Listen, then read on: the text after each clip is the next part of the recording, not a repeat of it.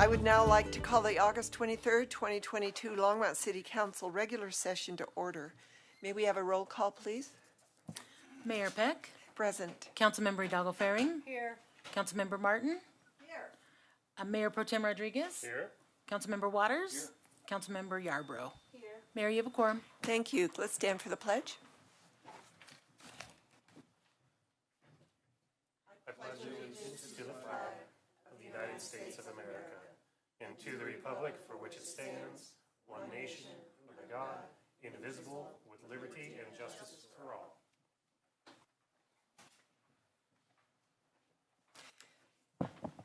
As a reminder to the public, anyone wishing to speak at first call public invited to be heard will need to add his or her name to the list outside the council chambers. Only those on the list will be invited to speak at the first public invited to be heard. Speakers who do not place their names on the list will have the opportunity to speak during public hearing items this evening or at the final call public invited to be heard at the end of the meeting, and you can speak on any item at that point. May I have a motion to approve the August 9th minutes? I'll second. Okay, it's been moved by Councilor Waters, seconded by Councilor Hidalgo Faring. Let's vote.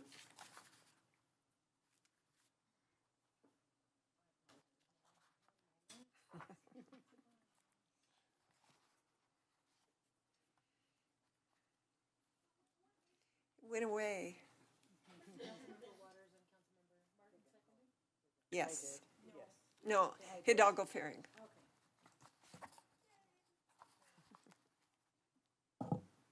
So that carries unanimously. Thank you.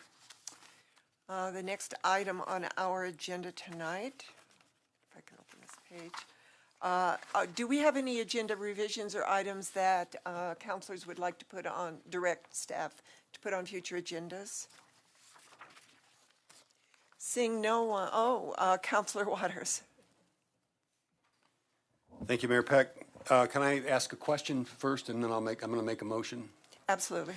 So the question would be to Harold. Harold, if we direct staff, if we direct staff to take money out of our contingency fund and send it or direct it to LHA for the purpose of funding transportation, with a plan that was presented by the Advisory Council for the last half of this year and through next year, there's no problem with the transaction. Would that come back as an IGA, or that would come back to us in that form? Yeah, that would have to come back as an IGA. But to get it started, you need a motion. So I'm going to move that we commit $40,000 out of our contingency fund to jumpstart the transportation plan that was presented by the advisory board and to fund it through the end of this year and through 2023 if necessary, as we anticipate the LHA budget. I'll second that. It's open for discussion. Councilor Waters, do you want to explain why this came about, and other than just through the advisory board? Oops. Yeah, having served on the LHA board for a while, there was a time when the housing authority was more active and more responsive in terms of transportation needs, for a variety of reasons, not the least of which was the pandemic that had a role in that. That service dropped away, and what was proposed by members of the advisory board isn't anytime, anywhere transportation. It's a schedule that helps get residents, and many of our LHA residents are dependent upon public transportation from their residences to grocery stores or those places where they need to do business to live their lives. And that doesn't exist right now. And it really does leave our residents in a lurch. So I'm confident that the kind of contract that the current form of the housing authority could work out with the suppliers of transportation would be more reliable and more accountable and more affordable than it was once upon a time. And I think this is the time to move forward with this, knowing that as we get into LHA 2023, whether or not we can cover it in that cost in 2023 or in subsequent years, but we ought to get at least our residents through 2023, from now to the end of 22 and through 2023, and we can help subsidize that. Great, thank you. So this was brought to me as well by one of the members of the board, and their contract or their conversation was with VIA. And one of the reasons, outside of what Councilor Waters mentioned, for the cutback on the transportation for the affordable housing residents was that RTD had raised the cost to VIA to the extent where it wasn't affordable anymore. So this is to help bridge that gap, and hopefully we can find a better way to make this happen after 2023. So I think this is a great program. Councilor Martin, did you have? No, I don't have a comment on this. I was in the queue to make another motion for an agenda revision. Okay, well then let's vote on this motion to fund Longmont Housing Authority out of the council contingency fund, $40,000 to provide transit to the LHA residents through the year 2023.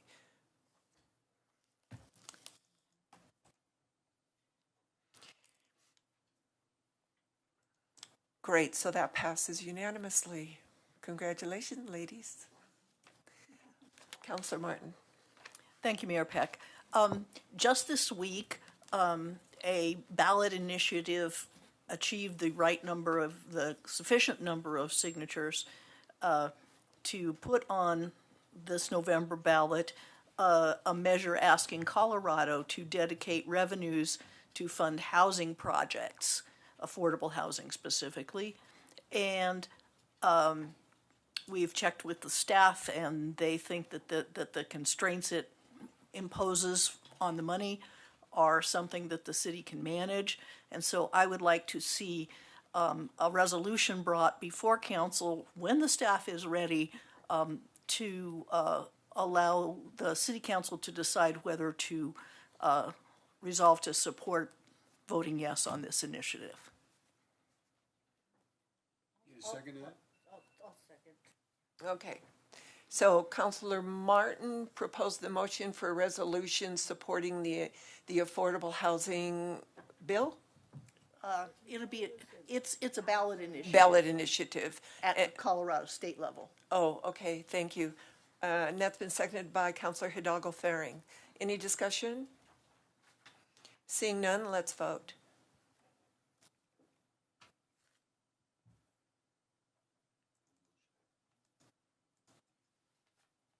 I've been watching it. And that carries unanimously.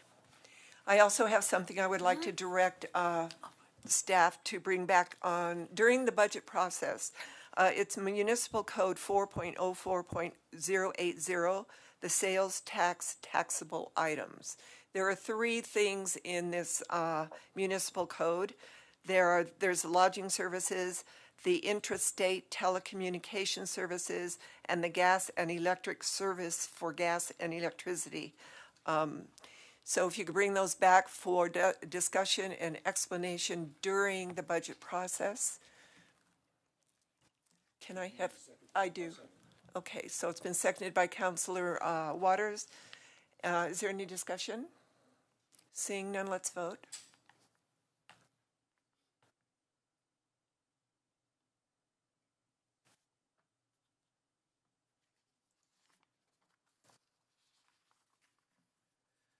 And that passes unanimously. Thank you. The next item on our agenda is the city manager's report.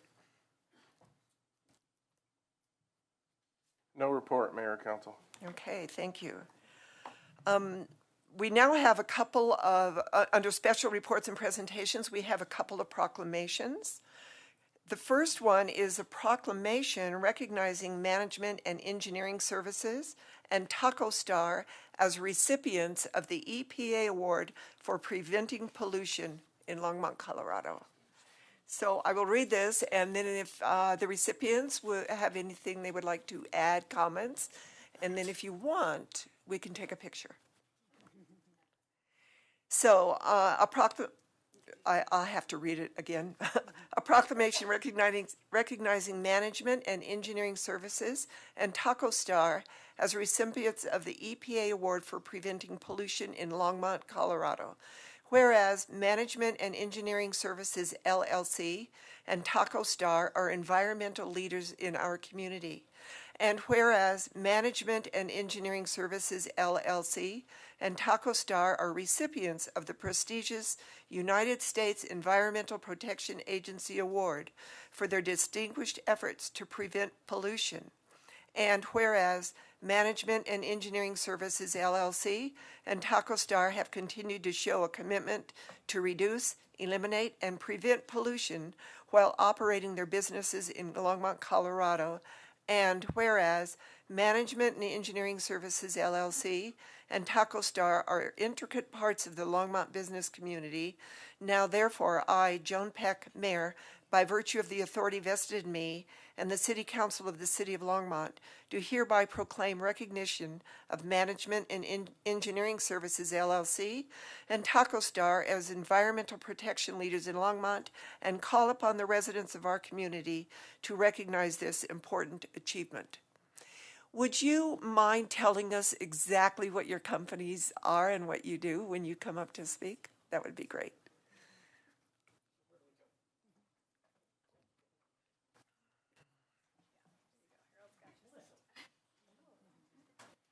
Well, first, Mayor, thank you very much for honoring us with this proclamation. Can I interrupt for just a moment? Would you mind giving us your names? Certainly. Craig Erickson, and owner and president of Management and Engineering Services.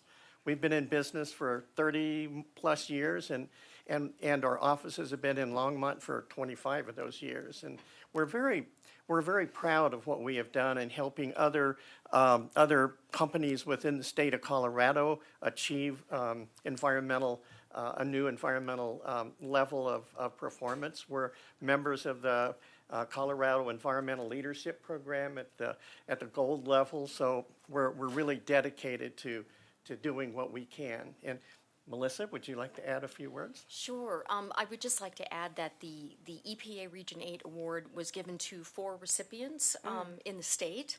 And, of course, 2 of us are in Longmont, which is really great. And then one of our clients, Leprino Foods, that we actually consult with, also won, which is up in Greeley. And they're the largest manufacturer of mozzarella in the country. Oh, congratulations. Is Taco Star here? If you would give us your names and tell us what your business is. Hi, my name is Iris. I wasn't prepared to come and talk with you guys today. I thought it was gonna be just like a picture and go home. But thanks for this award. That's pretty special for the Taco Star. It's a business that is run for Mexicans, all of them. It is a family restaurant, and we're pretty happy to work here in Longmont area. It was a hard time for us to try to make all the improvements. It wasn't easy because everything we have to pay for it, but thanks for the city that we can make some of the changes. I mean, 70% discount, or like, what is it? Like, so we pay the other part, right? But it was only the 30% part, so which is not really bad. So yeah, and yeah, thank you. Thanks for this, and thanks everyone that is working for the community and for the Hispanic business community in general. We represent the 30% here in the area, which is a lot for the economy here in the area. So thanks for this. Congratulations. Would you care for a picture? She was part of the process, so I was like, Francie, you should come with me, please. And what is your name? My name is Iris Prieto. And your friend, your partner there? Francie Jaffe, Sustainability Coordinator. Taco Star participated in the Sustainable Business Program. Fantastic. Okay, you ready for a picture?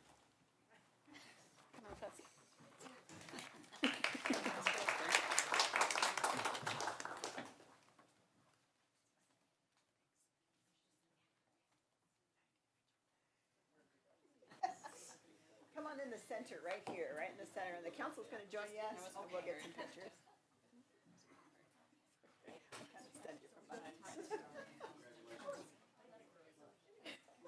All right, we're going to need a couple rows, though. get all smushed in here.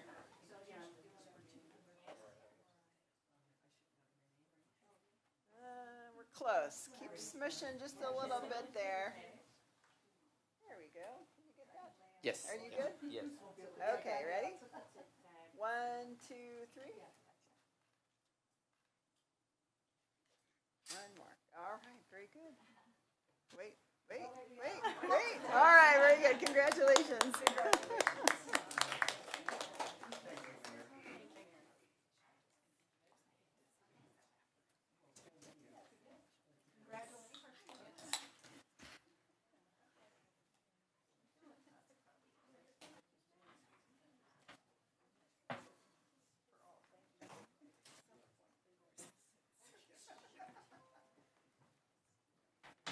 So our next proclamation is about recognizing, I'll just read it.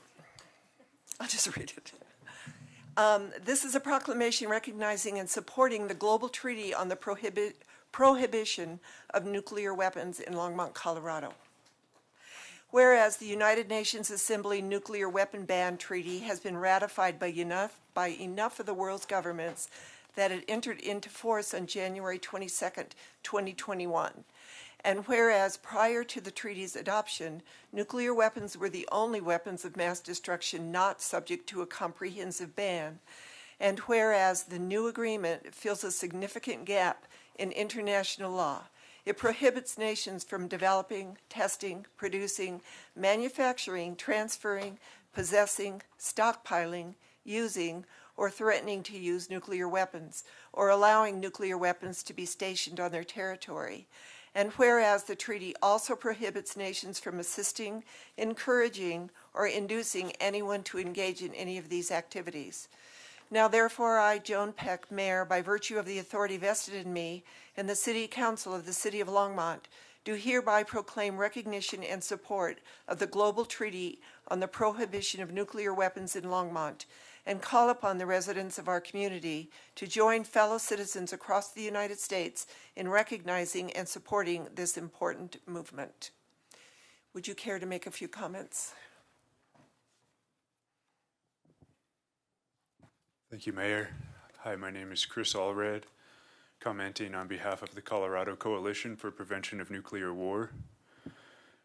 Mayor, council members, thank you all very much for your leadership to pass this proclamation tonight. It's a courageous statement. It's extraordinary. It means so much, and I've prepared a brief statement just to mark the occasion. Longmont now stands in solidarity with communities across the nation who believe in a world without nuclear weapons. Just taking a moment to think about what that means, just hearing you speak, Mayor, it really means a lot to me as a nuclear activist. At the recent City Council meeting on August 9th, the 77th anniversary of Nagasaki, I mentioned a few stories of local activism regarding nuclear weapons. This includes the popular movement to close the Rocky Flats nuclear bomb plant that went on for about a decade or more, with a year of civil disobedience starting in 1978 and 79, leading up to an FBI raid that finally closed the plant in 1989. And also a series of nonviolent actions which went out to the Nevada test site. But many of the activists who participated in that were based in Boulder and Longmont, this region, this community. And they went out and hiked through the desert at night to ground zero, where a nuclear bomb was going to be detonated. These were underground tests at the time, but nevertheless, still very dangerous to be near ground zero. And I know several are still involved in this community. And they're very modest, humble individuals. one time they went out to that Nevada test site and they actually detonated the bomb while they were out near ground zero. They survived and are still active today. And there's a much longer story here, but I just wanted to recognize some of their stories and the legacy of activism in this region. And the council's action tonight honors this legacy of nonviolent protest in our community. And there are many activists from the 70s and 80s who still live in this region who are very thankful to see this tonight. And I would like to dedicate this to their steadfast activism. And I would like to recognize a member of the Colorado Coalition for Prevention of Nuclear War, Mary Casper, who passed away recently. She gave much of her life to stop the use of nuclear weapons, and I know she'd be very grateful for this tonight. Thank you all very much for your time and good work for this community. Thank you. Would you care to have a picture taken or? That'd Okay, be great. Thank great. you.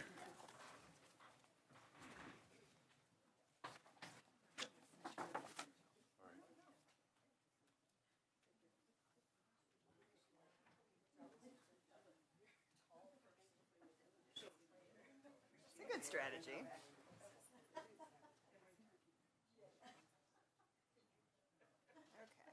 Need everybody to move over this way so that kind of the center is under the sign here. This way. Father Tim. There you go. Much better. Okay, ready? 1, 2, 3. 1, 2, 3. Thank you. Bringing it to us.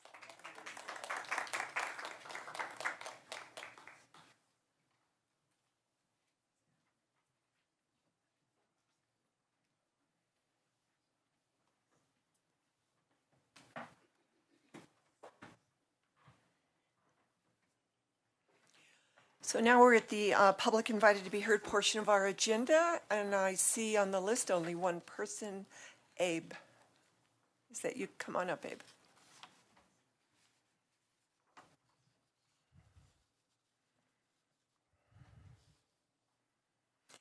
We need your name and address, and you have 3 minutes. Okay. Hello, everybody. Here, my name is Abe. I'm here, Longmont resident. I can write that down after, if that's all right. That would be great.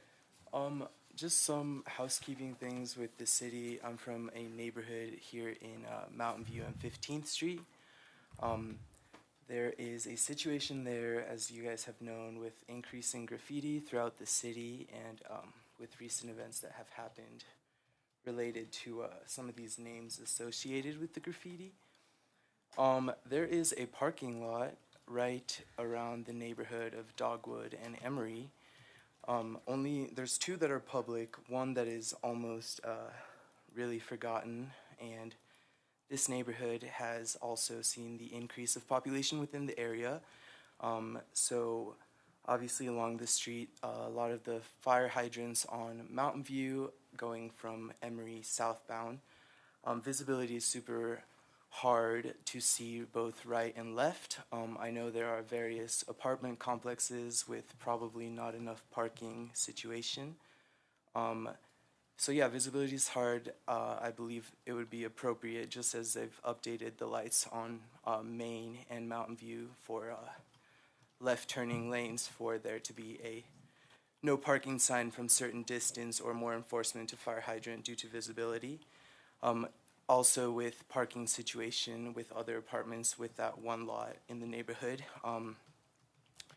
A lot of our ambient population is setting up there, and it'd be great to be able to lead them to the appropriate resources, of course, but also to bring more visibility to the area. A lot of those parking situations are from apartment complexes across the street that I don't know who created this urban planning. There's no sidewalk on the north side of Dogwood Lane, and that would have helped so much decrease in crime, the drop in pollution in that parking lot that I often clean along with other neighbors, and also the lot is in disrepair. Is my understanding it's a public lot, seeing as though the city is making very new improvements along with the little inner thing in front of the new apartments on South Main.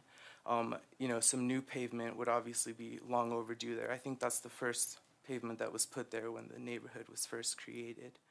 So yeah, that's what I'm bringing to attention, the people in the neighborhood. This is a working neighborhood. I think it's fair that they come home to rest in a neighborhood with dignity and enough calmness for them to rest, to go back to work.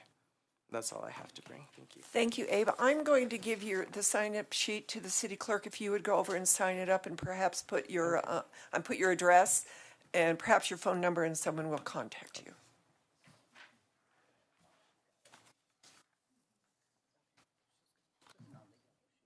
Oh, yellow sheet.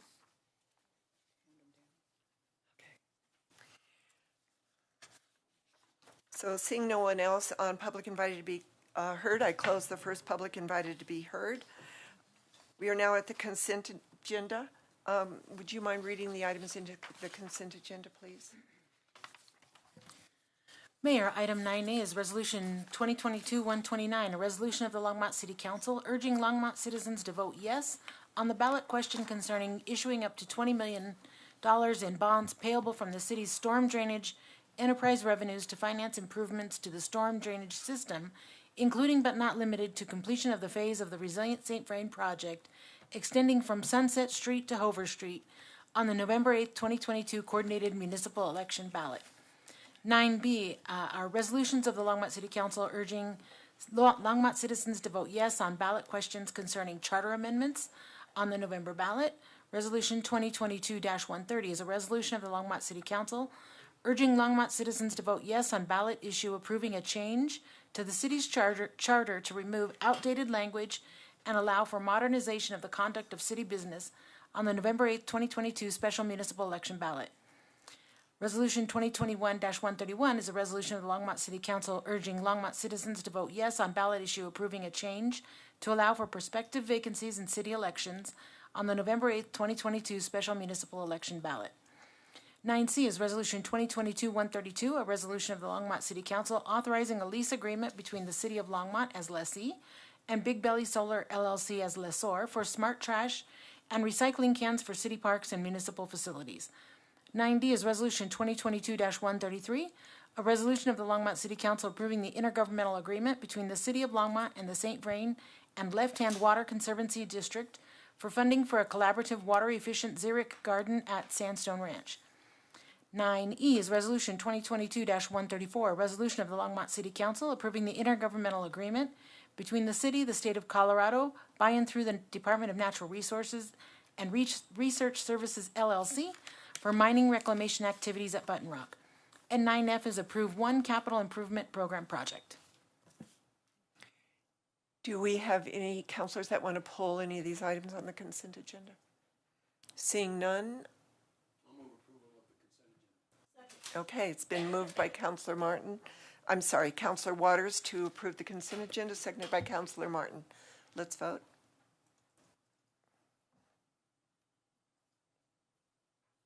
And that carries unanimously. So let's see, where are we now? Good heavens, where are we? So the next thing on our agenda is ordinances on second reading and public hearings on any matter. A is 0-2022-32, a bill for an ordinance making additional appropriations for expenses and liabilities of the City of Longmont for the fiscal year beginning January 1st, 2022. Is there a staff report on this? No. Okay. Are there any questions from council? Is there anyone in the public that would like to comment on this ordinance? Seeing none, I will close that public hearing. I would ask for a motion to move this ordinance. I'll move ordinance 2022-32. Thank you. All right, it's been moved by Councillor Hidalgo Faring, seconded by Councillor Yarbrough. Let's vote. That passes unanimously.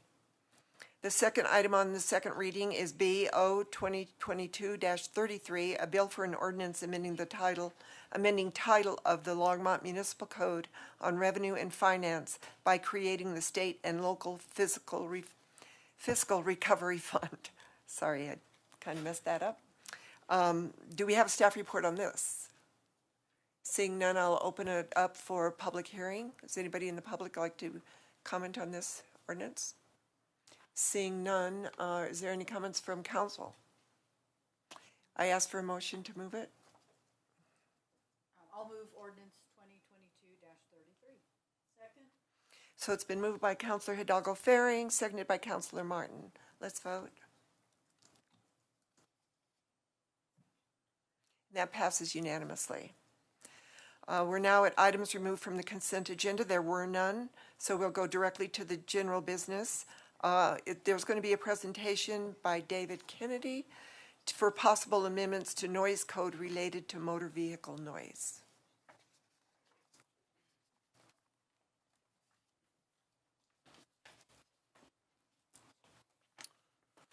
Mayor Peck, City Council, Zach Artis, Public Safety Chief. Dave Kennedy and I are back this evening to talk about the noise ordinance we had brought before you on July 26. You requested it come back for further discussion. We looked into some options. Dave Kennedy has a small presentation he'd like to give to you. What we're seeking tonight is really direction and guidance from council to staff on how you would like us to proceed and move forward with a couple of options, and he'll cover that here in just a moment. Hi, good evening, Mayor Peck and council members. Thanks so much for having me back tonight to speak on behalf of public safety and bring back for further discussion the proposed changes that were made to the noise ordinance.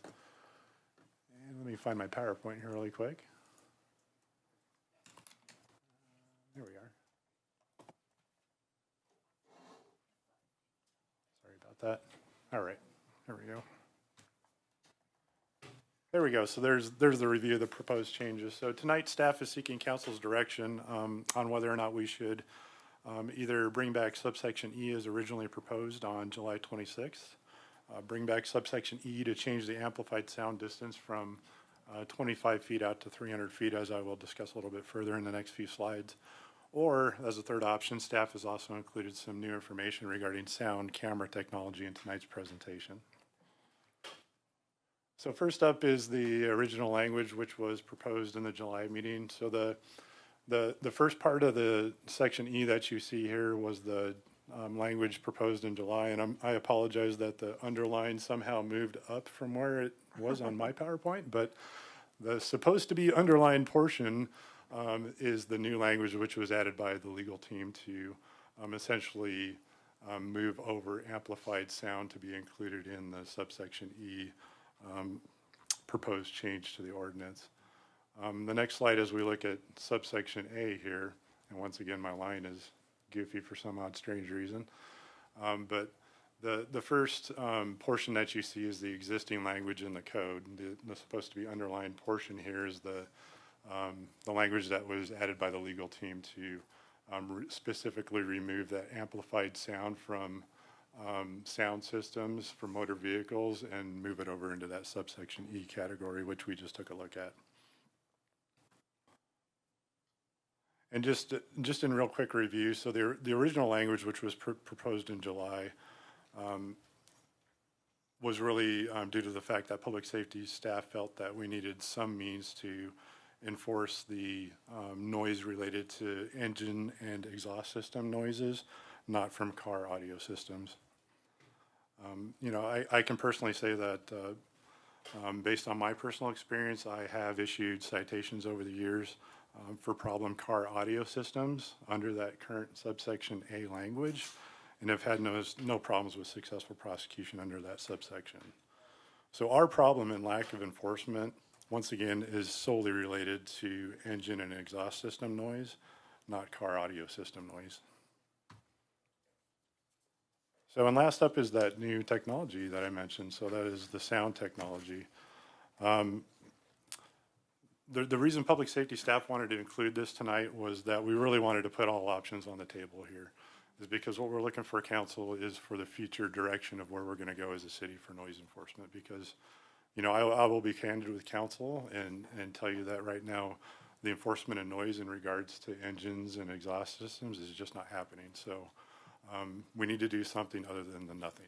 And so we really wanted to explore everything, and that's why we're bringing now this new technology to you to add that to the discussion on the proposed ordinance changes. So you may have seen in some recent headlines, I believe it made the New York Post, Washington Post, and the National Wire. New York City, as well as Knoxville, Tennessee, had rolled out, and you can see a picture of one here on the PowerPoint, these new sound camera systems. We reached out to the manufacturer of these systems, a company called 24 Acoustics. They're located in London in the UK. They showed us a pretty detailed overview of how these camera systems work, but I mean, really to understand how these things work, you need only understand how a speed camera or a red light camera operates, because literally the technology is the same. The only thing that changes is what the device is measuring. Everything else is the same. So when a violation is observed, the camera records a short video. It captures the license plate. Sometimes it captures a video of the person actually driving the vehicle, depending on, you know, how the lighting and all that good stuff is. So all that is the same. You know, the civil fines on the back end, you know, all that would look at that would look the same as well. Of course, there's a lot of future conversation that would have to be had as far as what that looks like, staff time, cost, and all those things. But to kind of get back into exploring this technology,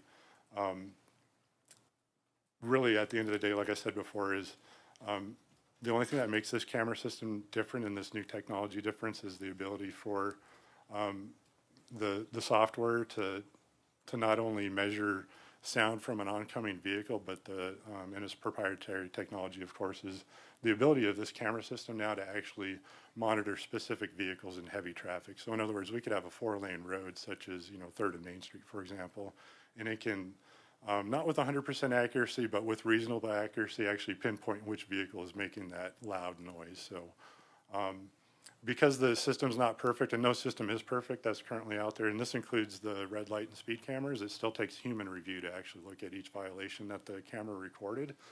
You know, double check, make sure it is a violation, you know, the camera's working properly, all of that good stuff, and then the civil, you know, penalty could be issued at that point. Something else to note too is just like a speed camera, you know, we can move a speed camera around town. Well, we can't because we don't currently have them, but the technology exists to where you can move a speed camera from a 35-mile-per-hour zone to, say, like a 55-mile-per-hour zone. The same exists with this technology. So if we're moving this camera around to different parts of the city where different noise decibel levels are tolerated over others, say commercial districts obviously can be louder than a residential, we can dial this up or dial it down to trigger the violation based on whatever we decide to set it to. One interesting thing that I found is that when Knoxville, Tennessee did their testing of this camera, they put it in their downtown area, and they actually set their camera at 90 decibels, and 90 decibels is extremely loud. A good analogy that I found online to describe what 90 decibels sounds like would be attending a loud rock concert. So 90 decibels is extremely loud. It's going to cause permanent hearing loss if you're exposed for a long period of time to 90 decibels. So with that threshold at 90 dB, in a period of just a little over 5 months, they recorded 1,300 violations, which I was a little shocked at. So Knoxville's not Longmont, obviously. It's a little bit bigger city, but not a lot. When I looked at their demographics, their population is about 180,000. We're about 100,000, so not all that far off. You know, I didn't look at New York's because obviously that's big city. We're a whole lot different than that, but it'll be interesting to see what we could find in our city if this is something that we decide to pursue. Some of the potential advantages that we see to sound camera technology, I think the first one is probably the most obvious, and that's the fact that this thing can do work 24/7, right? And it's never dependent on an officer's ability to respond and enforce the code changes that we'd previously talked about. You know, with staffing issues, increased, you know, crime right now, This just frees up officer time to focus more on higher priority calls for service as well as other traffic issues. So another, and I'll say this is a potential advantage because, red light cameras, speed cameras, they've been around for quite some time now. I would say about 30 plus years if I had to guess. And so they've been well studied. One of the most interesting studies that I found was done by CDOT. And they studied the speed cameras being deployed in the city of Denver, and they found that they were proven to actually reduce the number of crashes in the city. We are hopeful that sound camera technology could do the same because of the increased amount of enforcement. We're hopeful that if this is a direction that we decide to go, that we could look at reducing the number of noise violations in the future and obviously thereby enjoying, a more quiet space in our city. This new technology holds a lot of potential. It's new, it's young. One of the, I think, most notable things right now is that there's a lot of talk amongst companies about combining this technology with speed cameras. So in the future, I think we're going to see devices that do both. They're going to capture both sound and they're going to capture speed of vehicles. And, just based on my personal observations and living in this city most of my life, I've observed that extremely noisy vehicles are also frequently speeding. So there's a potential to capture both violations all in the same instance.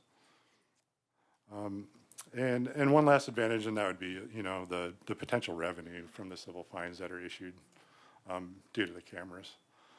And speaking of money, one last thing I want to mention is what we were quoted by 24 Acoustics for what these cameras cost.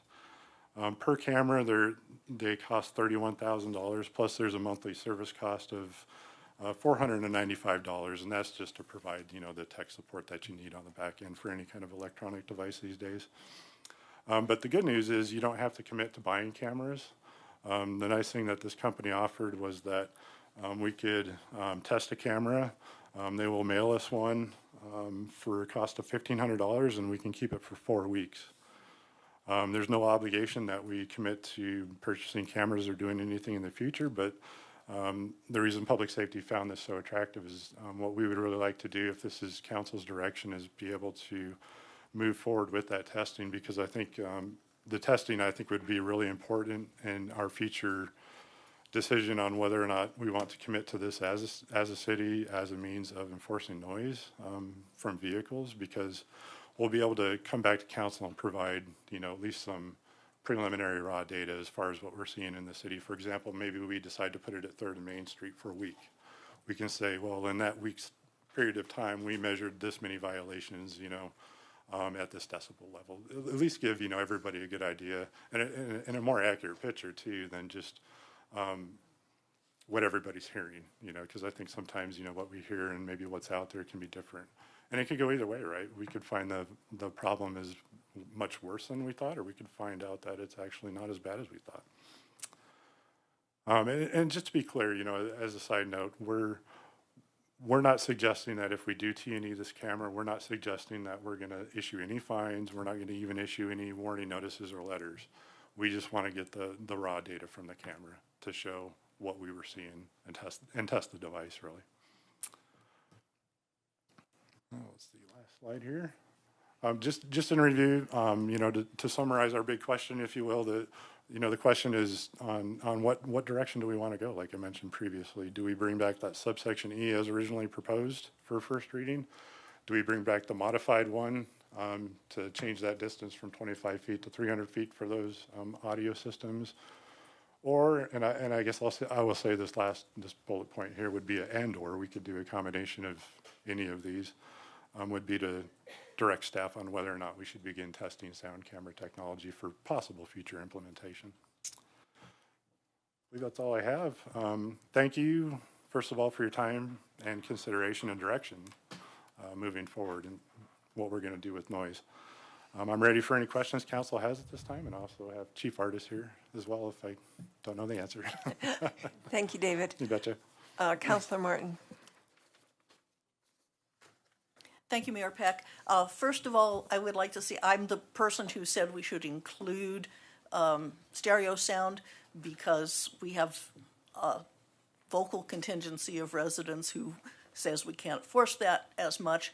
And based on the explanation provided in the packet, that it's not needed for enforceability, I'd like to, retract that and advocate for adoption of the original version, which I first talked to Chief Artis, Chief Sater, and I believe you, Officer Kennedy. And I don't remember your rank, I apologize. Oh, that's fine. But a long time ago about the importance of automation, and I learned about this draft ordinance at that time and was all for it. But I just want to say that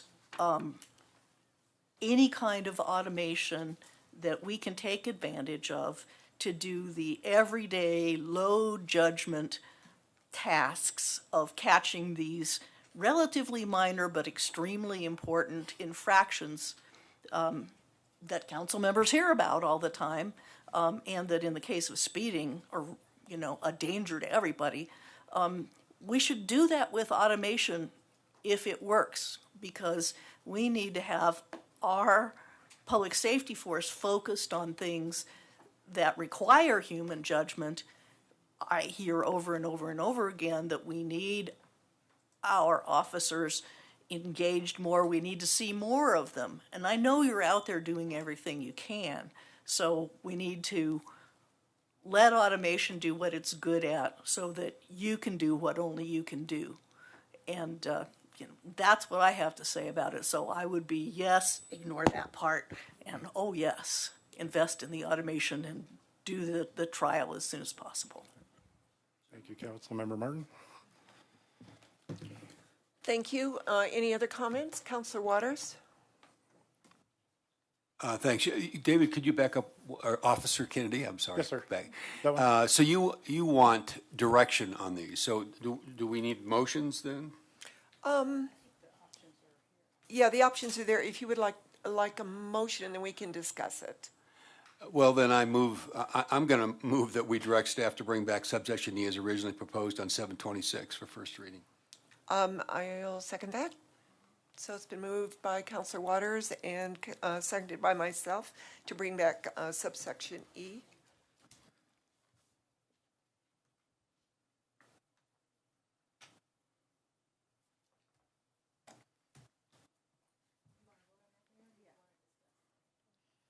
We need to vote on the amendment, and then we're going to, on the motion, and then we'll discuss the motion. Okay. You're right. I'm sorry. Mayor Pro Tem Rodriguez. Thank you, Mayor Peck. I noted last time that we had this discussion that I was skeptical on the ability of enforcement, but I do agree with the statement that was made earlier that something is better than nothing. And so I'm going to agree and vote yes on this.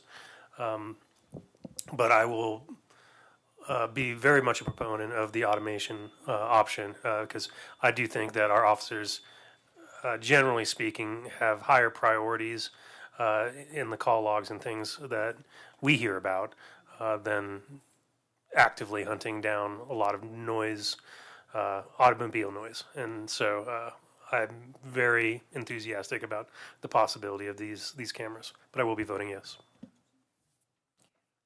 Is there any other discussion?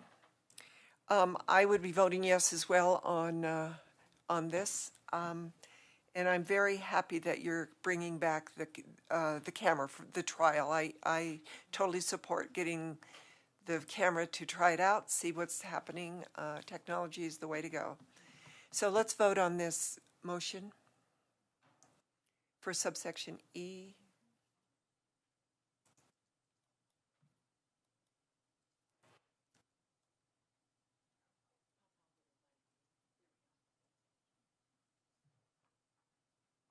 That carries unanimously. As far as the camera goes, do we just want to give a unanimous direction? Let's just all give a thumbs up if you agree. Is there any discussion on that? So, okay, Mayor Pro Tem. Thank you. Just a quick question to crunch some numbers in my head. What would the typical fine be? It varied across the board. When I started looking at other cities, I think I saw as high as $1,000, which seemed a little bit excessive, but I believe Knoxville was at 100. So, Councilman Rodriguez, Zach Artis, Public Safety Chief, that's an interesting question. The problem we have is we would be the first city in Colorado, and the first city that I know of, either on the west side of the United States, to try this technology out. So the state is very specific when it comes to using red light cameras or speed. Those fines are less than $100 per infraction, and they don't go against your license, so you don't get points against your license if you violate. It's more like a civil infraction. So we would assume, again, we'd have to get some clarification if we decided to move forward with these cameras. We would have to get clarification from the state on how to proceed with these, and right now we're assuming, and it's a big assumption, that they would be very similar to how the operation of a red light camera or a speed camera would operate. And again, almost a civil infraction and less than $100 fine for the noise. Okay, thank you. Yes, sir.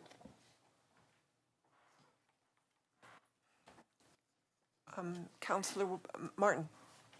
Thank you, Mayor Peck. Just a quick question, and it's really for future procurement purposes, but the sound sensors, the video sensors, and the recording device and license plate recognition are all common, or else not needed, for speed cams, red light cams, and the noise sensors. Do we have any understanding of whether any of the vendors of this technology would provide the other uses, red light and speeding, as firmware upgrades, or would we need to invest in multiple cameras? Good question, Councilman Martin. So what we find is there are multiple manufacturers in the states that deal with either red light cameras or even what we're calling speed cameras. What I want to make clear is to understand that under Colorado law, a speed camera is different than a red light camera. A red light camera is something that's stationary, that stays put. It is an automated process to where an individual runs a red light. It is then sent through typically a company that manages that, and then you receive a violation in the mail. What you see on the speed cameras is an individual still has to be in the vehicle. It will take a photograph and it will record the speed. An officer or an individual, an employee has to verify that. And then again, if it's an error, they cancel it out. If it's good to go, they check it off. And then again, you would get it into the mail. So when we talk about speed cameras, I just want to make it clear, it's not on a pole and it's not unmanned. It still has to be manned according to Colorado law. So there are different manufacturers out there that would do it. But in essence, what you're looking at with this sound system, it is the only one that we can find in the world that is unique to this type of software. And so again, there's what's called Generation 1. Again, it has its flaws. This is Generation 2. And in talking to the company, they're constantly looking and updating their technology. And so they're working very closely with New York. We have their contact information with New York PD. We just haven't reached out to them yet. We really wanted to get council's direction on that to see what they're doing. But New York PD is really helping this company kind of get its foot into the United States and what that looks like. So again, we only know of about two cities on the East Coast that have tried this. We would be the only one that I know of right now on the West Coast or West side of the country that would be using this technology. So you're actually looking at different vendors for the sound, and then probably maybe one vendor for both the red light and speed stuff. Okay, so the answer is not to do it. Correct. There's not one vendor for all of it. Correct. Yes, ma'am. Yes, ma'am.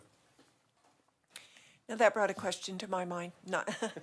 Yes, ma'am. I think I just need clarification. David, when you said that we wouldn't have to purchase it, I assume you were talking only about the trial period? That is correct, Mayor. Would there be a possible, because as Zach had just said that they will be upgrading the technology on this, is there any way to lease them through a lease program rather than so that we would have the updated? Yes, Mayor. There is a leasing program that you can do in lieu of purchasing. Okay. I would like to look into that as well. Okay, absolutely. We can bring back those numbers for you as well. That'd be great. Yep. Thank you. Mayor Peck, City Council, our goal is, based on your direction this evening, is to get this device set it up in several areas within the city of Longmont, and then bring that information back to you in a report, a staff report, showing you what we found. Again, downtown will be one of those areas. As you know, we receive a lot of complaints there. I would ask that if you have certain areas within your districts or wards, if there's something that you want to specifically look at, we'll try to consolidate that, and in that 30-day period, get an opportunity to move that device there to address whatever that noise issue is, so we can get a good baseline on that. But we will be coming back with a staff report on that for you. And to be clear, no warnings, no citations. This is baselining. Okay. Do we want to let the public know, or do we want it to be, well, since we're not, well, it's a public meeting, but how many people are listening? So it's certainly up to the council's direction. Again, like City Manager Dominguez said, we won't be issuing any citations or warnings. That was made tongue in cheek. Okay, yes, ma'am. All right. Thank you. Yes, ma'am. Oh, and one more thing. Do you want us to email you with the areas of town that we are finding? Yes, ma'am. If you'll email those to us, we'll try to get a consolidated list. We'll get those back to you where we're going to put it up and use it once we get the device, and we'll try to hit everybody's area as much as possible. Great. All right? Yes, Thank ma'am. you. So we have one more presentation. This is by Valerie Dodd, and it is a camera project overview. Mayor, Council, I'm actually going to introduce it. We have a. I'm sorry? Oh, you're right. Where is it?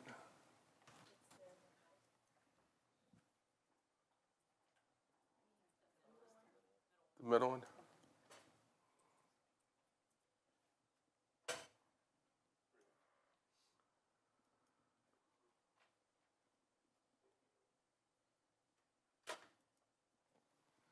So I'm going to introduce this. We worked on this, and you can see James Brown, Dave Moore, and Valerie Dodd on this one. I believe that James is going to give the presentation. Valerie's here. I wanted to explain a little bit in terms of, you're seeing the security camera project, and you see Valerie here, and Valerie goes, can you tell them why I'm part of this? And it was pretty simple. As we were looking at the cameras, one of the things that we constantly run into when we're looking at these projects is connectivity, and how do we get it into a system. And the piece that we really talked about is really working and using Nextlight as the backbone for the technology that we have, and how we pull that data back into a system where we can get this, get it to our computers. And so Valerie's really jumped in on that piece to bridge a gap, because it just seemed like every time we looked at anything, that sort of became the issue. And so she's working to really look with Nextlight staff in terms of how we look at this, how we look at the backhaul component of it. And then James and Dave are here to talk about the cameras in the parks. Dave's going to talk about license plate recognition cameras. We kind of touched on it before. And so I'm going to turn it over to James right now. James?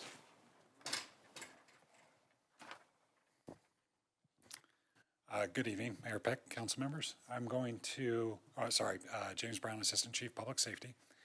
I'm just going to take us through an overview of what the camera project is and our plan as we move forward. So first of all, just want to touch on kind of the current situation that we're seeing. We have a number of incidences in public places impacting our residents' ability to feel secure, and a lot of those incidences taking place in parks and green spaces, as well as other locations in the city. A number of those are in the downtown areas and around the city, like I mentioned. One of the challenges law enforcement runs into is oftentimes we get called after something has already happened, and absent an eyewitness or some other information on scene, it becomes difficult for us to identify who is responsible for the criminal activity that we're talking about. And our goal through this program is it's to increase public safety. It's really twofold. It's first is to hopefully deter things from happening to begin with, and then when things do happen, to give us additional tools in order to conduct investigations, follow up, and hold those accountable who are committing crimes. This is just a brief overview of the different type of incidents we've had inside and outside of our parks. Tonight, we're really focusing on some specific areas, and when we looked at identifying where would be the first locations we want to install these cameras and start using them, we took a data-driven approach where we looked at the incident rate that we were encountering and tried to identify those areas where these would have the most impact. And so this is some of the data that we looked at in order to identify those areas.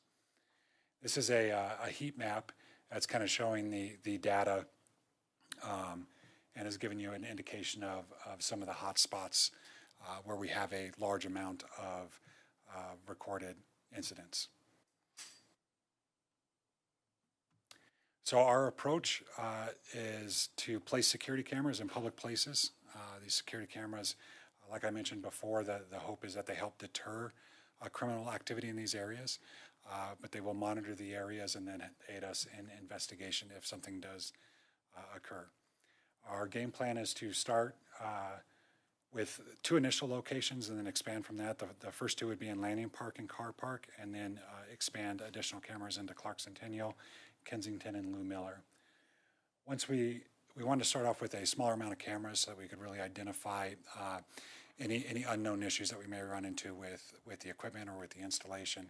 And then once we feel comfortable with that and have a good understanding of what that looks like, we'd like to expand it into other areas, including other parks and greenways, the downtown area, alleyways and parking lots, arteries in and out of town, major intersections.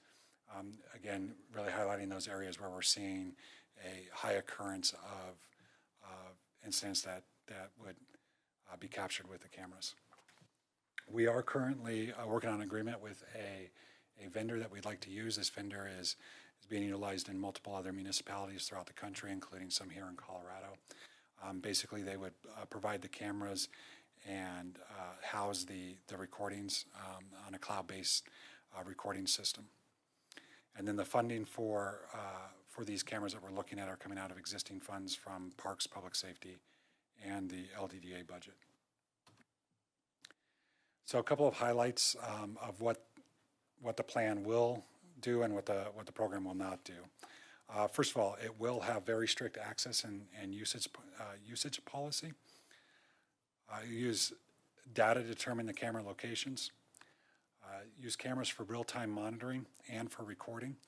The benefits of some of the real-time monitoring is to, for example, if we were to get a call for service in a particular area where we had one of these cameras, the ability to give those responding officers or public safety personnel that are responding there real-time information that we're able to capture before the officers are on scene.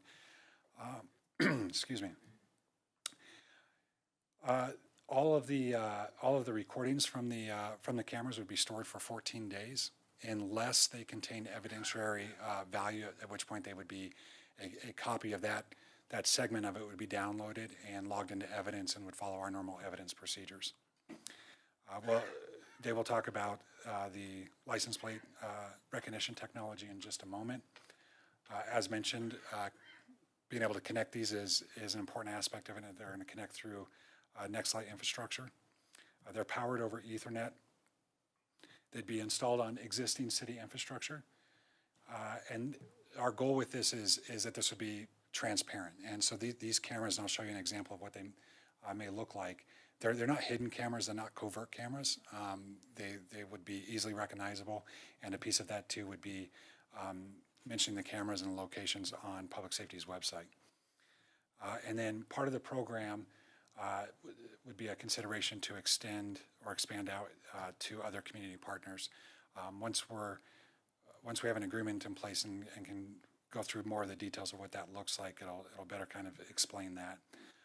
The cost per camera, the initial estimates were about $3,000 to $5,000 per camera. That includes the service fee and the installation of those cameras. However, now that we've been able to kind of develop and see some of the different installation costs, that number, we anticipate in many cases that number being lower than that 3,000 mark. Just again, every install is a little bit different, so trying to determine how we're going to connect it, what we've got to bring in order to make that connection. What this program will not do, these cameras will not use facial recognition technology. They will not be used to target any particular demographic of the community. None of the recordings will be sold or be unauthorized sharing of any of the footage. And the cameras don't use predictive behavioral analysis. So here's an example of kind of what the cameras look like. There are multiple different camera options. The main one would be the 25x optical zoom, and it's a pan tilt camera, meaning that it's got the ability to rotate 360 degrees, move up and down, zoom in and out. They're all high resolution, high definition cameras. They have an auto tracking function with them. So basically, what that does is the camera can recognize a person, not the identity of a person, but the fact that a person is present. And then, so think of like a park after hours or something like that, and a person's walking through. The camera can recognize that somebody is there, and then we'll track their movement for a predetermined amount of time that we program into the camera, and then it'll zoom back out to the wider image. The benefit of that is, when you've got cameras that just have the wide angles or the view, it's very difficult to be able to really tell who's on that camera or make any identifications of that. So the purpose of that is to be able to zoom in to get a closer look and then zoom back out. They do have infrared technology that allows for good imaging in low light situations. They have overall low bandwidth needs. They've proven to be very durable. I mentioned earlier they're powered over Ethernet, and they have redundant recording. So if they were to lose connectivity, we would still have the recording on the camera. So I'm going to step aside and let Dave Moore come up and talk about the license plate readers. Mayor Peck, members of council, I'm David Moore. I'm the Assistant Chief over the Investigations Division. So I'm going to speak with you just briefly about LPRs, or automated license plate readers. It's technology that can read a license plate, send it through a database, and get us information on who owns the car based on registration, if it's stolen, and if there's some other technology that goes in there we'll get into. So these have been very successful. We have agencies around us that are using them right now, and we've actually used some of theirs for some of our crime solving. And Boulder, Westminster, and Lafayette are all in the process of getting LPRs, as well as many other agencies. They do test runs and trial periods that they get to try them out for a while. There's two main agencies, or two main companies that do the LPRs in our area, and one is vastly better than the other and is a sole source, and that's the one we'd be looking at getting. With these LPRs, we would get, the minimum is 10 cameras, and we would be able to hit every major arterial in and out of the city with those 10 cameras, and we'll show a map here in just a second. Those cameras will catch cars 4 lanes of traffic at up to 120 miles an hour, and read the license plates. The benefit of the RECOR model is it gets both front and back, and it will take video and stills. Some important features that we wanted to share are that when it comes to the data, it is not sold to any company, and it is only shareable with other law enforcement agencies if we enter into an MOU with them. So they would be allowed to use our data, and we have been allowed to use other LE agency data to help in our crime as well. So some of the crimes we've seen this benefit is we had the earlier Postal Service incident from late last year. We had probably the biggest one we had was a bank robbery where we didn't know the suspect, but we could have identified them much quicker. And also, we believe there was an unidentified driver in that vehicle we're still working on. So this would take video and the stills of the license plates, and it would. The other benefit we have is that if you know the car you're looking for, it will actually identify it and send you a message saying this car just went through this intersection. As a for instance, with the arson up at the Life Clinic, we had another similar incident down in Boulder at the same time, within the same time period. they had a license plate reader and were able to identify the vehicle that was involved in that incident, where we didn't, and we're still looking to work on that identification. So that just shows how they can benefit. The final one I'll share with, well, two more I'll share with you. One is the, I'm sure you've heard of the street racer groups. So what this technology can do, not only will it get the license plate, but it will say these cars went through this intersection and they also went through this intersection, so they're probably associated. And we could have gotten license plates for all 20, 30, 40 cars that went, and we'd be able to follow up with that.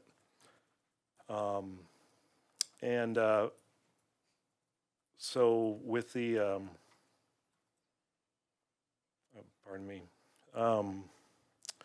So the other thing we can do, not only does it download 4 times from the national and Colorado-based data. So when an agency has a stolen vehicle, we entered into CCIC, and 4 times a day the cameras will go out and download that data. So we have basically every 6 hours we would have that information.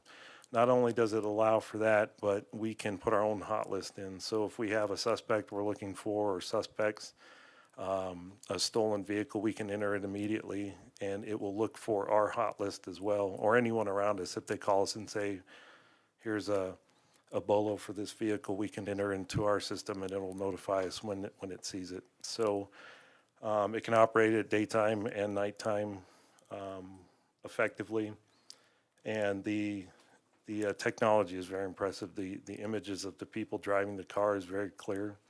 Again, like the other cameras, we won't use the facial recognition. It just gets us an image so we can compare it to, maybe we have a suspect in a case, or maybe it's the registered driver, and we can look at the driver's license and see if they look similar. So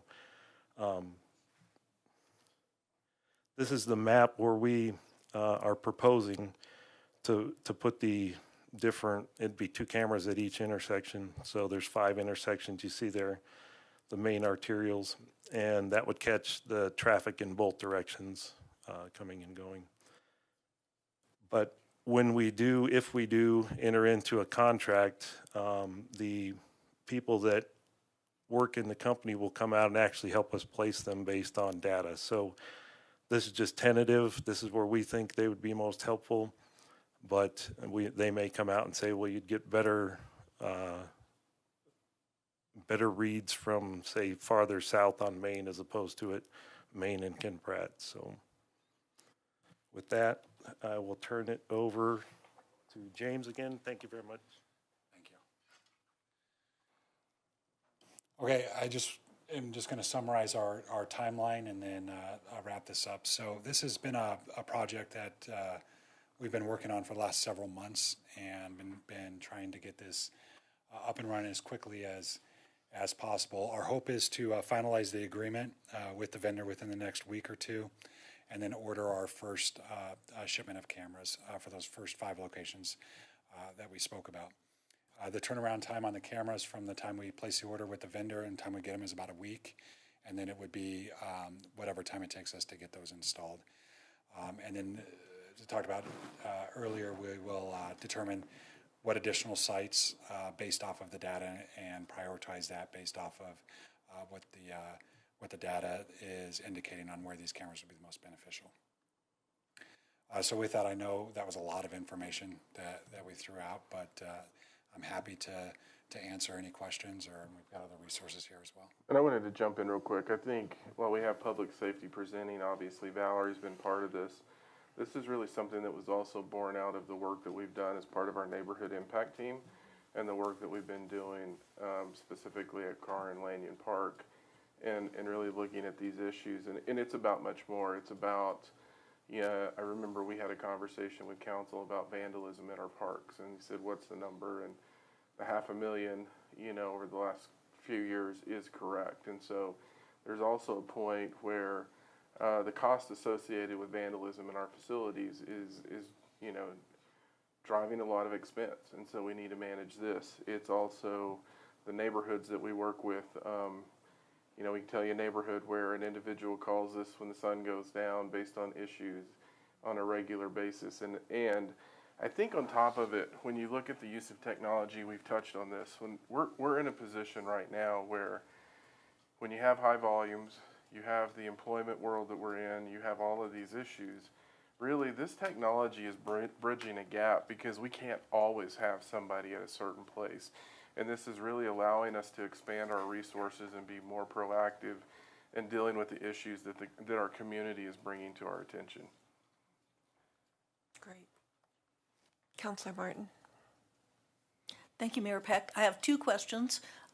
First, the presentation on the cameras for the park said that they've proven to be durable in the field. What features of them prevent vandalism specifically to have people disable the camera's video feed?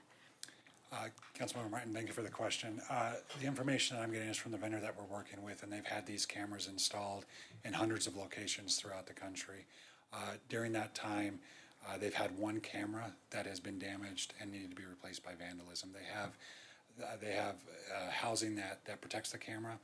I don't know that I could tell you exactly what the housing's made out of, but it's a durable housing that can stand up to weather. They're waterproof cameras. And then part of that is with the installation of the cameras too, is installing them in areas that would make them less prone to being able to be reached or to that vandalism. Not saying that it can't happen. And then the other part of it though too is when we talk about the deterrence aspect of the cameras, is anybody who is attempting to vandalize the camera, the last image, if they're able to destroy the camera, the last image that's going to be captured is the person who's vandalizing the camera. And so based off of, we did some site visits with some other municipalities that have these, that have had them now for multiple years, and they're just not seeing the occurrences of vandalism on the cameras.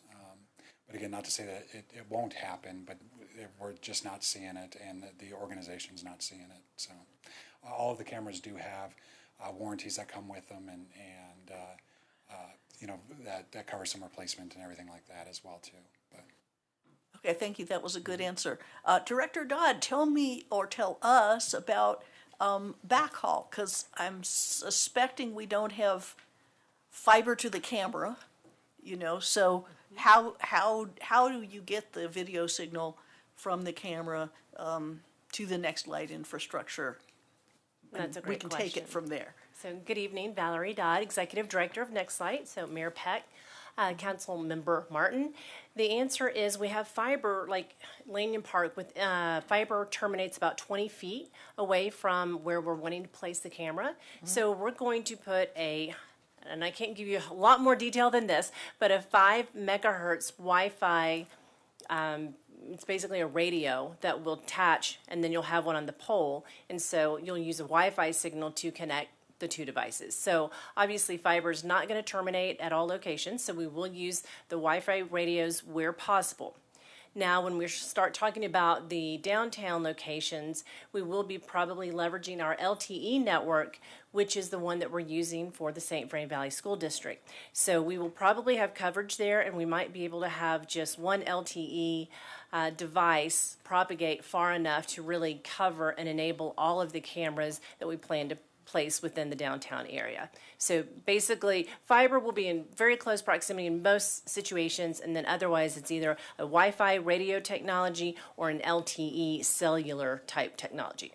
Okay, so based on characteristics of the site, you have two alternative solutions. We do, and then some sites will even have 4 cameras, and so we'll just need one Wi-Fi radio receiver that will cover all of the cameras within the vicinity. So, yeah, we're still working through the remainder of that. Good, thank you. That's very reassuring. Oh, absolutely. Part of what Valerie and I have been discussing too is via the utilization of LTE, if we approach, and we've got work to do on this, but as we approach it and really look at that implementation piece, that actually not only lets us deal with cameras, but it starts letting us deal with multiple systems that we have within an organization.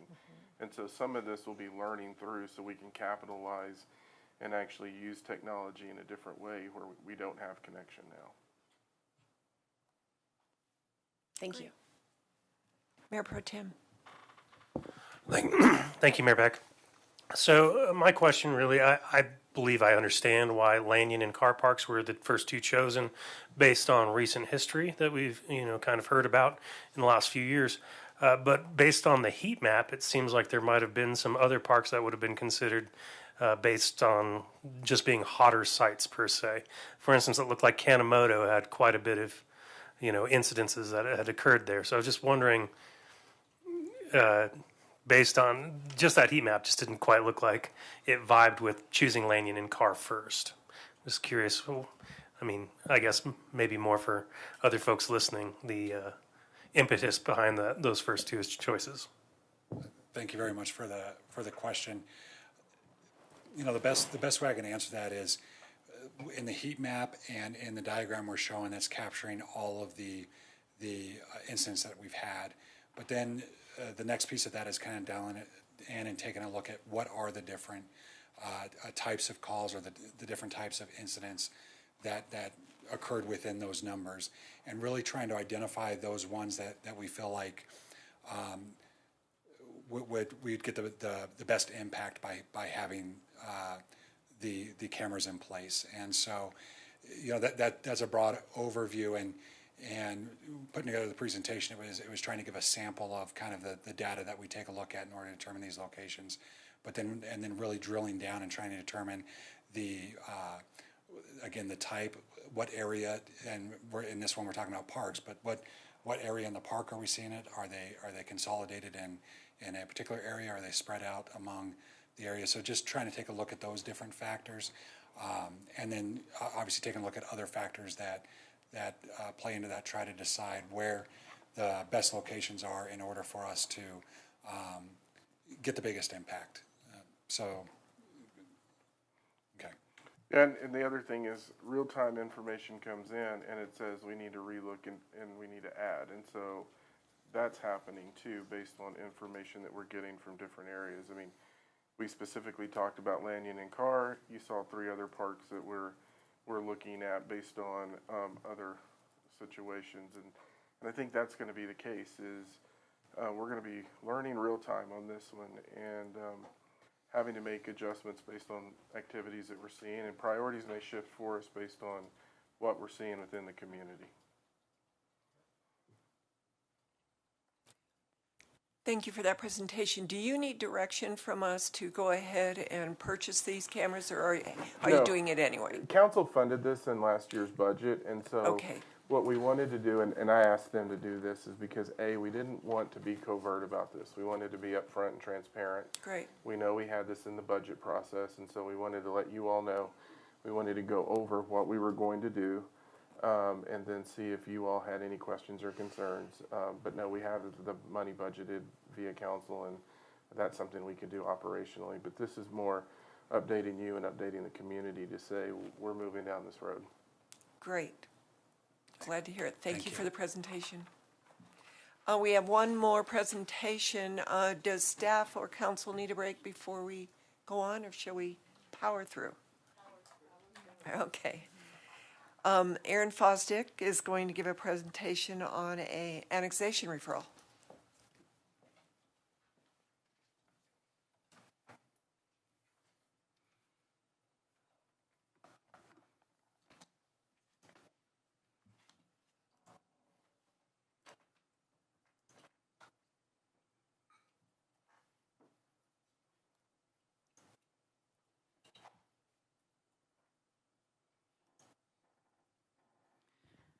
Good evening, Mayor Peck, members of council.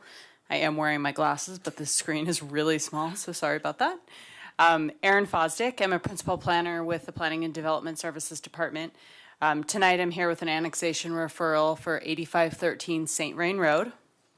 I believe the applicant, Jack Bestall, is also in the audience, so if you have specific questions for the applicant, they are here.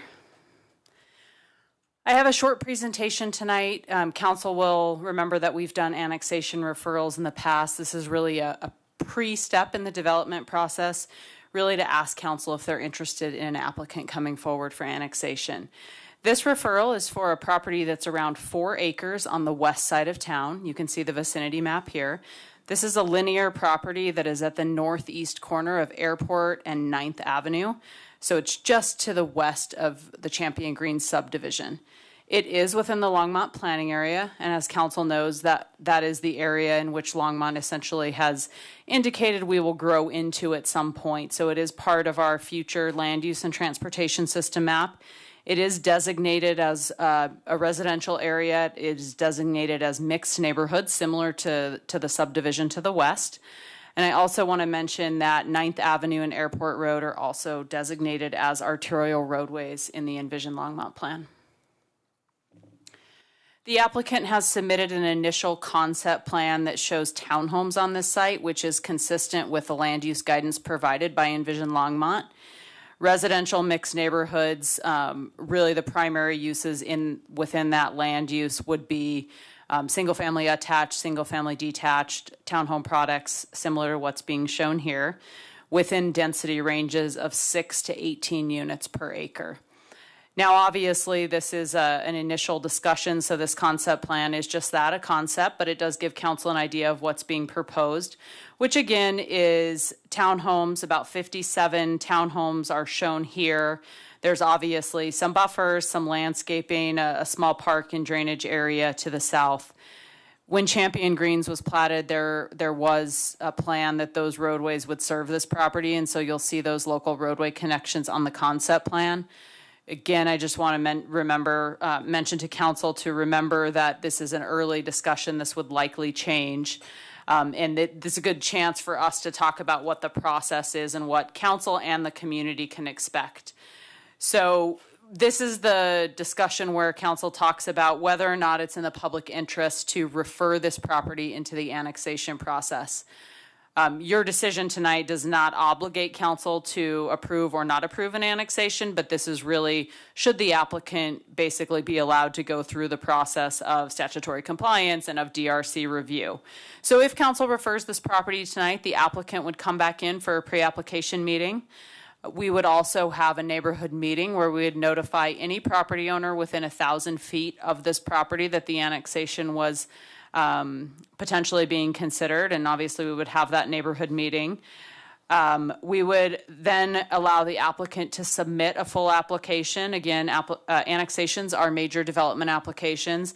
It would go through full development review committee review, so that would be reviewed by all of the city departments. Planning, public works, engineering, water, wastewater, affordable housing, building services, anyone that may have an interest in this, forestry. Once the DRC review was complete, a recommendation would be made. It would go to Planning Commission for a recommendation, then ultimately come back to City Council for a decision. There would be a public hearing associated with both of those meetings. Good time to mention that, as council knows, the development code spells out review criteria that any development application needs to meet. That's true for annexations as well. There would also be an annexation agreement prepared.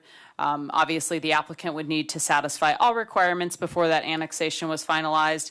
Subsequent to any annexation is when actual development could occur. So there's a number of steps, and obviously council is aware of all of those. So tonight, council's options are basically determining that this is in the interest of the city to consider this annexation. Again, it is within our planning area. And we would refer the annexation. That means the developer could proceed with an actual annexation application. The other option is not authorizing staff to accept and process this annexation, finding that it's not in our best interest. So with that, I would welcome any questions that council may have, either for me or the applicant. I don't see anybody in the queue. Oh, now I do.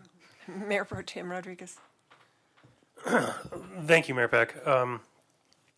So outside of the concept plan, I believe multiple council members, I know that Harold has experienced a lot of questions concerning wildfire mitigation concerning this property. And we are limited in what we can do because it is not annexed into the city. And so annexation alone will help us consider and try to mitigate some of these risks, because it's my understanding the current property owner doesn't necessarily also have the financial ability to mitigate a lot of the fire risks that have been noted by neighbors. So I would say that it is in the best interest of the city to allow the annexation process to go forward. Councillor Martin? No, Waters, I'm sorry. I know we're hard to tell apart sometimes. I wasn't going to mention that, but.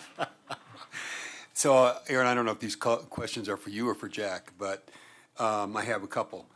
Our ordinance no longer calls out specific extraordinary benefits. However, we get a chance to ask about benefits and how extraordinary those might be. And I know that in this case, the applicant in other project has proposed what I think to be, I don't know if they're extraordinary, but they're very attractive features in proposed developments, like childcare space, like zero carbon neighborhoods. So I have that specific question. Are any of those features proposed in this? I know we're way early in this process, and this is going to potentially change, but those are questions I'll have when it comes back if we can't answer those tonight, number one, or number ones and two. The other question is, when we, a few months ago, approved, I guess my question would be this: in this case, would the applicant bring water rights to dedicate, or would the applicant be paying cash in lieu of donating water rights? And maybe that's a question for Jack. Mayor Peck, Councilmember Waters, I'll ask Jack to come up. I will say with regard to the third question, the applicant will be doing one or both of those things with regard to water because we require it. Yeah. I'm not 100% sure exactly what the water situation is. I assume you are. So I'll let the applicant speak to those questions. Yeah. Good evening, Mayor Peck, Councilman Waters, Councilman Martin, whoever's question. She has the same question. I just asked. I know. I can't tell you apart either. No, it's an age thing, maybe. No, there are water rights, I believe, with the property. Obviously, they wouldn't have done such a good job with planting trees and having a wonderful garden without it. So that's probably in the mix, like Aaron mentioned, and we would be required to do it. We haven't spelled out energy conservation or carbon footprints yet. We haven't looked into child care. Our main interest right now is it's such a narrow property. How do we go about that? But that's certainly, something we're going to look at as we move forward.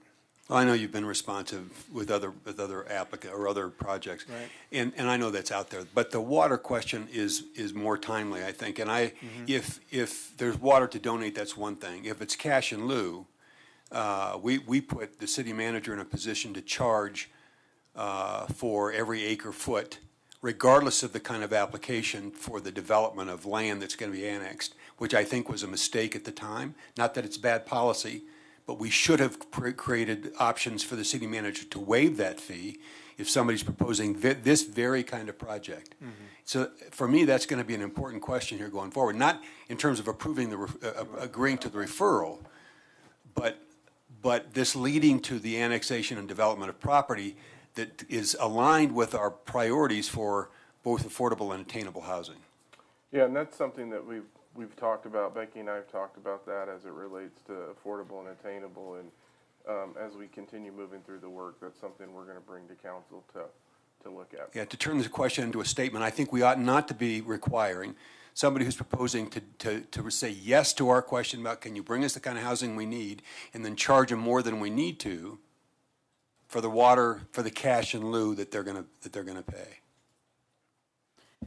And Councilmember Waters, and for the rest of council, I will just mention for your information, anytime we have an annexation that comes to the city, Water Resources is part of our development review team, and so they will be reviewing this application, working closely with the applicant to turn over that historic water. If there's any deficits, those would be satisfied at the time of final plat. So we have some time to work through that. Seeing no other questions or comments, thank you, Aaron. We need a motion. Go ahead. I'll move approval of the referral. Okay. Do we have a second? Second. So it was moved by Counselor Waters and seconded by Mayor Pro Tem. All those in favor, let's vote.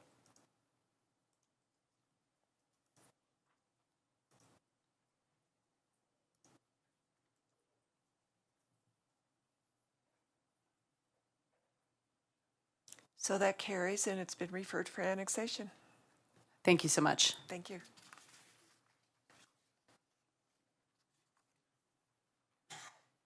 We're now at final call, public invited to be heard.